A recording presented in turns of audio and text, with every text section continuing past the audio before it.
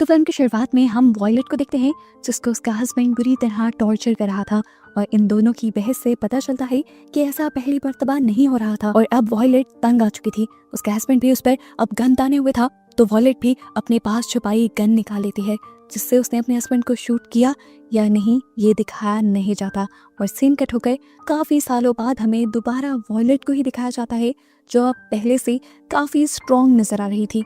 अब उसका हस्बैंड भी उसके साथ नहीं था। अपने जॉब के तौर पर वो उन लड़कियों को थेरेपी देती है जो अपने हस्बैंड के टॉर्चर का शिकार रह चुकी हैं।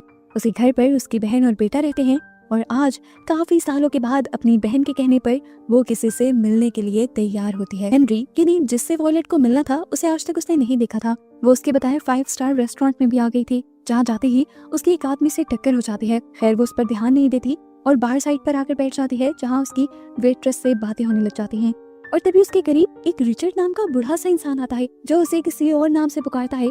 तो वॉयलेट हैरान होकर उसे देखती है। असल में वो वॉयलेट को अपनी फ्रेंड समझ रहा था लेकिन उसकी फ्रेंड अभी तक नहीं आई थी। ऐसे में वॉयलेट और रिचर्ड दोनों आपस में बातें करने लग जाते हैं। थोड़ी देर में रिचर्ड की दोस्त भी आ जाती है जिसे लेकर वो अपने टेबल पर चला जाता है और यहाँ वॉयलेट नोटिस करती है कि कोई उसके फोन पर ड्रॉप्स भेज रहा था यानी वो बिना कॉन्टेक्ट नंबर के वॉयलेट को पिक्चर्स और मैसेजेस भेज रहा था। ड्रॉप्स वही इंसान भेज सकता था जो वॉयलेट के काफी करीब बैठा हो। वो इर्द गिर्द नजर दौड़ाती है तो सबके ही फोन उस जैसे थे, सभी फोन यूज कर रहे थे। वो ये पता नहीं चला पाती कि उसे ड्रॉप्स कौन भेज रहा है। अभी वो ये सब सोच रही थी कि इतने में यहाँ पर हेनरी भी आ गया और उसका ध्यान सारा हेनरी की तरफ चला गया। अब हेनरी और वॉयलेट अपने टेबल पर आ जाते हैं और एक दूसरे से फॉर्मल बातें करना शुरू कर देते हैं। हेनरी वॉयलेट से जब उसके बेटे के बारे में पूछता है तो फौरन उसे अपना फोन देखने का ख्याल आता है कि कहीं उसकी बहन का मैसेज तो नहीं आया हुआ। लेकिन वो देखती है कि उसे अब भी बहुत सारे ड्रॉप्स आए हुए थे जिसके बारे में वो हेनरी को भी बता देती है। हेनरी भी इर्द गिर्द नजर घुमाने लगता है क्योंकि उसे भी पता था कि ड्रॉप्स भेजने वाला उनके करीब ही होगा। वॉलेट इन्हें इग्नोर करने लग जाती है लेकिन कुछ ही ड्रॉप्स के बाद अब वॉलेट को एक मैसेज आता है जिसे देखने पर वो एकदम से शॉक हो गई क्योंकि मैसेज में लिखा हुआ था चेक योर सिक्योरिटी कैमरा। वो जल्दी से अपने घर के सीसीटीवी कैमरास की फुटेज ऑन करती है तो दिखती है कि उसके घर में कुछ नकाबपोश आ चुके थे। उसके हाथ में इस टाइम गन भी थी और ये देखकर वॉलेट के मुंह के सारे हवास उड़ जाते हैं। इससे पहले कि वो इस बारे में हेनरी को बता देती है एक नया मैसेज उसके पास आ जाता है जिसमें जो भी इंसान था वो इसे इस बारे में खामोश रहने को कह रहा था। घबराते हुए वॉलेट यहाँ से उठकर थोड़ी दूर जाती है और पुलिस को कॉल करने की कोशिश करती है तो उसे अगला मैसेज मिलता है कि तुम्हारा फोन मैंने क्लोन कर लिया है, अब जो भी तुम अपने फोन में कर रही हो मैं वो देख सकता हूँ और पुलिस को कॉल करने की कोशिश भी मत करना, नहीं तो अंजाम की जिम्मेदार तुम खुद होगी। इसी सब के दौरान वो दोबारा उसी इंसान से टकरा जाती है जिससे वो एक मरतबा पहले भी टकराई थी। इस मरतबा भी वॉलेट इसे इग्नोर करती है और वॉशरूम में चली जाती है। वो वॉशरूम में जाकर लड़कियों से हेल्प मांगना चाह रही थी लेकिन उसे दोबारा मैसेज आ गया कि कोई चालाकी मत करो और वॉलेट ये समझ गई कि उस इंसान की हर जगह उस पर नजर है, इसीलिए वो किसी को भी कुछ बताए बगैर वापस अपने टेबल पर आ जाती है। अपने एक्सप्रेशन को ठीक करते हुए उसने दोबारा हेनरी से बात करना शुरू की और यहाँ पर मोबाइल में उस आदमी से पूछा आखिर तुम हो कौन और चाहते क्या हो। तो वो आदमी वॉलेट से कहता है कि तुम्हारे सामने जो हेनरी है वो एक फोटोग्राफर है, इसके पास इसका कैमरा है जिसका मेमोरी कार्ड तुम्हें निकाल कर तोड़ना है। ये वो तभी कर सकती थी जब हेनरी उसके टेबल पर ना होता। उसे यहाँ से भेजने के लिए वो चालाकी से अपनी घड़ी उतारती है और अपने बैग में छुपा देती है और हेनरी से कहती है शायद मैं अपनी घड़ी कहीं खो बैठी हूँ, क्या तुम उसे ढूंढ लाओगे। हेनरी उसकी बात मानते हुए उसकी घड़ी को ढूंढने के लिए चला जाता है और इतने में वो हेनरी के बैग से हेनरी का कैमरा निकाल लेती है। इस कैमरा में मेयर के कुछ फोटोज और कुछ डॉक्यूमेंट्स थे यानी मेयर की करप्शन के सबूत थे। जो भी था वॉलेट के जरिए वो यही सबूत मिटवाना चाह रहा था। वो मेमोरी कार्ड निकाल कर जल्दी से कैमरा वापस रख देती है और तभी हेनरी भी यहाँ आ जाता है। एक दो बातें करने के बाद वो दोबारा वॉशरूम जाती है और वहाँ जाकर वो उस कार्ड को तोड़ देती है और दोबारा उस आदमी को मैसेज करके कहती है मैंने तुम्हारा काम कर दिया है, अब तुम मेरे घर से अपने बंदों को बाहर निकाल लो।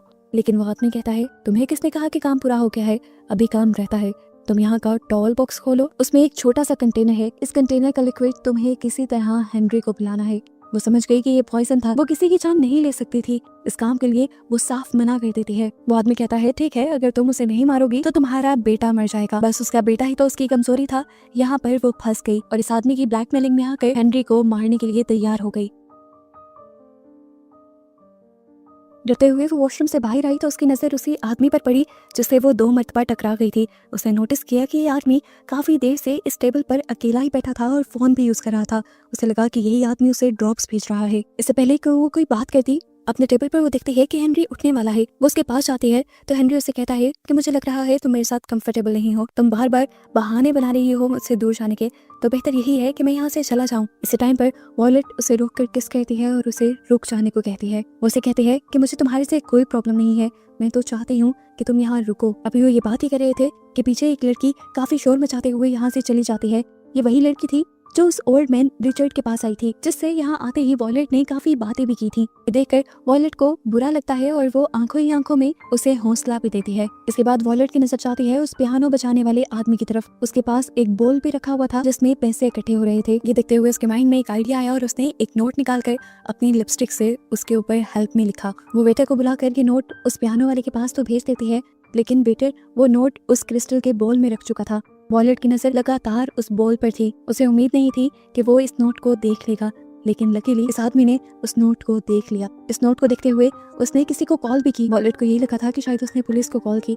इतने में ही वेटर उनका भी खाना लेकर आ गए और वॉयलेट को उस खाने के अंदर अपना ही दिया हुआ नोट नजर आया, जिसकी दूसरी तरफ उसी इंसान ने दोबारा वॉयलेट को वार्निंग दी हुई थी। उसने पीछे मुड़कर देखा, क्या ये पियानो बजाने वाला ही उसे ब्लैकमेल कर रहा था? क्योंकि एक ड्रिंक पीने से वो आदमी वहीं पर गिर गया। जरूर ये उसी आदमी की चाल थी जो आदमी नहीं चाहता था कि कोई पुलिस यहाँ पर आए। वॉयलेट ने बहुत बड़ी गलती कर दी थी अपनी तरफ से, उसने बहुत बड़ी चालाकी दिखाई थी। वो आदमी दोबारा वॉयलेट को मैसेज करता है सिक्योरिटी कैमरास देखने का, और वॉयलेट देखती है कि उसके बेटे और बहन को अब उस आदमी ने टॉर्चर करना शुरू कर दिया था। यहाँ तक कि उसके छोटे से बेटे को अकेले ही एक कमरे में लॉक भी कर दिया था। उसे दोबारा एक मैसेज आता है कि अगर ये सब कुछ ठीक करना चाहते हो तो अपना काम मुकम्मल करो। ये पढ़ते हुए वो हेनरी से कहती है, मैं तुम्हारे लिए कुछ पीने के लिए लेकर आती हूँ। वेट्रेस उसे ड्रिंक दे देती है और जैसे ही वो ड्रिंक में कुछ मिलाने वाली थी तो उसे फौरन ही दोबारा मैसेज आया कि ये काम तुमने अपनी टेबल पर बैठकर करना है। वो उन ड्रिंक्स को ले जाकर अपने टेबल पर रख देती है और फिलहाल हेनरी से बातें करना शुरू कर देती है। वो हेनरी से पूछती है कि आखिर तुमने मेरे अंदर ऐसा क्या देखा कि तुम मुझसे मिलने के लिए आ गए? तो हेनरी बताता है कि मैं ज्यादा लोगों से मिलता जुलता नहीं और डेटिंग प्रोफाइल्स पर तो बिल्कुल भी नहीं जाता, क्योंकि वहाँ पर ज्यादातर लोग अपने बारे में झूठ लिखते हैं। लेकिन उस दिन मैंने नोटिस किया कि तुमने अपने बारे में सब सच लिखा हुआ था। बस यही चीज मुझे अच्छी लग गई और मैं तुमसे मिलने के लिए आ गया। ये सुनकर वॉयलेट को भी अच्छा लगा कि हेनरी उसकी सच्चाई के लिए यहाँ आया था। वो अपनी जिंदगी की बाकी हकीकत और पास्ट भी हेनरी को बताना शुरू कर देती है कि उसका हस्बैंड उसे बहुत ज्यादा टॉर्चर किया करता था, वो भी उसके बेटे के सामने, और इस वजह से वो बिल्कुल टूट गई थी। हर बार टॉर्चर करने के बाद वो मुझसे माफी मांग लिया करता था और ऐसे एक्ट करता था कि जैसे सारी चीजें नॉर्मल हो गई हैं। मुझे भी लगता था कि शायद वो दिल से माफी मांगता है। मैं बार बार उसे माफ कर देती थी अपना घर बचाने के लिए, लेकिन ठीक कुछ भी होने वाला नहीं था। जब मुझे समझ आ गया तो मैं उस सब से बाहर निकल आई। ये सब बताते हुए वो बहुत ज्यादा इमोशनल भी हो गई थी। यहाँ पर हेनरी उसे हौसला देता है और उसके मूड को ठीक करने के लिए कुछ चॉकलेट्स लेने के लिए जाता है, और पीछे से मौके का फायदा उठाते हुए वॉयलेट उसकी ड्रिंक में 2-3 कतरे जहर के मिला देती है और आते ही उसे पीने के लिए दे देती है। हेनरी उसे पीने ही वाला था, लेकिन तभी वॉयलेट को समझ आ गया कि वो बहुत गलत कर रही है। वो उसे बता भी नहीं सकती थी, इसलिए उसने जानबूझकर वॉयलेट के ऊपर ड्रिंक गिरा दी, जिससे वो अपनी ड्रिंक जहर वाली पी नहीं पाया। अब ड्रिंक के गिरने की वजह से उसके कपड़े खराब हो गए थे। हेनरी साफ करने के लिए वॉशरूम में चला जाता है तो यहाँ पर वो आदमी दोबारा वॉयलेट को मैसेज करता है और कहता है कि तुम ज्यादा चालाक बनने की कोशिश कर रही हो। ये देखकर वॉयलेट को बहुत ज्यादा गुस्सा आ जाता है और उसे लगता है कि मैसेज उसी आदमी ने किया है जो उससे टकराया था। वो उससे बात करने जाने ही वाली थी कि तभी यहाँ पर उसकी पार्टनर आ गई। वो कंफ्यूज हो गई कि अगर वो किसी का सच में इंतजार कर रहा था तो उसे मैसेज करने वाला इंसान कौन था। वो अब वेट्रेस के पास चली जाती है। वेट्रेस उससे कहती है, मैं काफी देर से नोटिस कर रही हूँ तुम घबराई हो, क्या तुम्हारा पार्टनर तुम्हें तंग कर रहा है?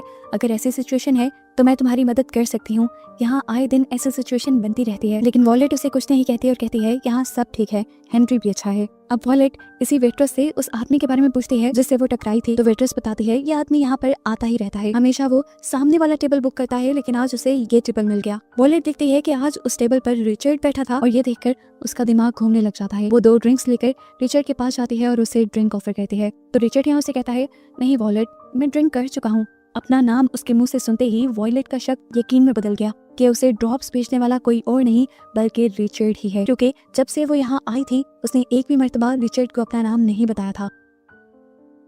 वॉयलेट उसी से पूछ लेती है कि तुम्हें मेरा नाम कैसे पता। ये सुनकर रिचर्ड हंसने लग जाता है और उसे अपनी सामने वाली चेयर पर बैठने को कहता है और साथ ही ड्रिंक करने को भी कहता है। वॉयलेट जानती थी कि वो उसकी किसी भी बात को इनकार नहीं कर सकती। ये पीने के बाद वो पूछती है कि आखिर तुम चाहते क्या हो? रिचर्ड कहता है, बस मेरा आखिरी काम बचा है, वो तुम भी जानती हो, वो काम पूरा कर दो, मैं तुम्हें और तुम्हारे बेटे को आजाद कर दूंगा। वैसे तुम्हारी तारीफ करनी पड़ेगी, तुम हो बहुत चालाक। तुमने हेनरी को ड्रिंक पीने से भी बचा लिया, लेकिन तुम्हारी वजह से एक बहुत बड़ी गड़बड़ हो गई। वो बेचारा पियानो वाला बेकसूर ही मारा गया। चलो शुक्र है कि मैंने तुम्हारा वो नोट देख लिया, अगर मेरी नजर न पड़ती तो देखो हम मारे जाते हैं। इन दोनों की इन्हीं बातों के दौरान यहाँ पर हेनरी भी आ जाता है, जो वॉयलेट से पूछता है सब ठीक है ना। तो वॉयलेट जवाब में कहती है हाँ ये रिचर्ड है मेरा दोस्त। हेनरी और रिचर्ड एक दूसरे को हेलो कहते हैं, जिसके बाद वॉयलेट हेनरी को एक ड्रिंक दे देती है, जिससे वॉयलेट के कहने पर हेनरी पी भी लेता है यहीं खड़ा खड़ा। ये पिलाने के बाद वो हेनरी से कहती है आप अपने टेबल पर जाकर बैठे, मैं बस रिचर्ड से थोड़ी सी बात करके आती हूँ। अब वो कहती है चलो मेरे घर से अपने बंदे को निकालो। रिचर्ड ने भी देख लिया था कि वॉयलेट ने उसका काम पूरा कर दिया है, इसीलिए वो अपने बंदे को कॉल करके कहता है कि काम पूरा हो गया है। जिसके बाद वो भी आराम से अपना डिनर करने लग जाता है और वॉयलेट यहीं बैठी उसे डिनर करता देखती रहती है। जब वो आधा खाना खा लेता है तब वॉयलेट कहती है मैंने तुमसे झूठ बोला था, रिचर्ड की ड्रिंक में मैंने जहर नहीं मिलाया। ये देखकर रिचर्ड समझ जाता है और वो अपने खाने को घोलने लग जाता है और उसे याद आता है वो लम्हा जब रिचर्ड हेनरी को वो ड्रिंक पीते देख रहा था, तो उसकी बददेहानी का फायदा उठाते हुए वॉयलेट ने वो जहर उसी के खाने में मिला दिया था और जो ड्रिंक उसने हेनरी को दी थी उसके अंदर वो पॉइजन था ही नहीं। अब इस चीज के बारे में जैसे ही रिचर्ड को पता चलता है तो वो गुस्से में अपनी गन निकाल लेता है। ये देखकर वॉयलेट तेजी से पीछे की तरफ उठती है और हर बंदा उनकी तरफ दिखता है। पीछे से हेनरी भी ये सब कुछ देख चुका था, वो वॉयलेट को बचाने के लिए वॉयलेट के सामने आ जाता है और जब रिचर्ड गन चलाता है तो गोली हेनरी को लग जाती है। वो दोबारा वॉयलेट को मारने के लिए उसकी तरफ बढ़ा। इससे पहले कि अब भी वो गोली चलाता, पीछे से वेट्रेस आकर उसके हाथ पर हमला कर देती है, जिससे उसका हाथ मुड़ता है और गोली चाकर होटल के ग्लास से टकरा जाती है। अब ये देखते हुए उसे वेट्रेस पर भी गुस्सा जाता है और वो वेट्रेस के ऊपर ही हमला कर देता है चाकू से और इस हमले में वो वेट्रेस भी बेचारी जख्मी हो जाती है। इसे जख्मी करने के बाद वो दोबारा गन लेकर वॉयलेट के सामने आ जाता है और इस मर्तबा वॉयलेट अपने पास पड़ी कोई चीज उठाकर उसकी तरफ फेंकती है, जिससे बचने के लिए रिचर्ड साइड पर हो जाता है, लेकिन उस चीज की वजह से पीछे का सारा कांच टूट जाता है और हवा के तेज प्रेशर की वजह से हवा रिचर्ड को खींच लेती है। वो नीचे गिरकर मारा जाता है और हवा ने तो वॉयलेट को भी खींच लिया था, लेकिन ठीक वक्त पर जब वो नीचे गिरने ही वाली थी तो हेनरी ने आगे बढ़कर उसका हाथ पकड़कर उसे बचा लिया। बहुत कोशिश के बाद हेनरी सही सलामत उसे ऊपर की तरफ खींच लेता है। इस टाइम हेनरी और वो वेट्रेस जख्मी थे, लेकिन वॉयलेट को उससे पहले अपने बेटे की परवाह थी। वो हेनरी की कार की चाबी लेते हुए पुलिस को कॉल करते हुए जल्दी से अपने घर की तरफ निकलती है। घर पर दिखाया जाता है कि वो किडनैपर वॉयलेट के बेटे और बहन दोनों को ही टॉर्चर कर रहा था, उन्हें मार रहा था, जिससे बचने के लिए ये दोनों उस किडनैपर को चकमा देते हैं, उसे बाहर की तरफ गिराते हुए अपने आप को एक कमरे में बंद कर देते हैं। लेकिन उस आदमी के पास गन थी, जिसे लॉक पर मारते हुए उसने बड़े ही आराम से ये दरवाजा खोल लिया। अंदर आते ही वो इसी गन से वॉयलेट की बहन को शूट कर देता है और अब वो वॉयलेट के बेटे को भी मारने ही वाला था कि उसे बाहर से किसी चीज के खटकने की आवाज आई। असल में वॉयलेट अंदर आ चुकी थी, जिसने आते ही चाकू उठा लिया था। जैसे ही किडनैपर उसके सामने आता है तो वो आगे जाकर उसके कंधे में चाकू स्टैब करते हुए उसके ऊपर हमला कर देती है। गुस्से में ये किडनैपर वॉयलेट को उठाकर दूर फेंकता है। अब वॉयलेट इस आदमी के सामने कमजोर हो गई थी, वो आदमी उसे मारने के लिए आगे बढ़ा था। वॉयलेट कुछ नहीं कह सकती थी, लेकिन तभी उसका बेटा अपनी रिमोट कंट्रोल कार के जरिए उसके पास गन भेज देता है, जिसे वॉयलेट तेजी से उठाकर उस आदमी के ऊपर शूट कर देती है और अपनी जान बचा लेती है। फाइनली वॉयलेट ने अपने बेटे को इस खतरे से निकाल लिया था। कुछ टाइम बाद का अब हमें सीन दिखाया जाता है जहाँ वॉयलेट हॉस्पिटल में खाना लेकर गई थी हेनरी के लिए और अपनी बहन के लिए। उसकी बहन भी बच गई थी क्योंकि गोली सिर्फ उसके बाजू को छूकर गुजरी थी और अब हेनरी भी काफी आराम में था। उसने हेनरी के साथ फैमिली बनाने का भी फैसला कर लिया था और ये सब लोग खुश भी थे। और बस यही सब दिखाते हुए ये मूवी यहाँ खत्म हो जाती है।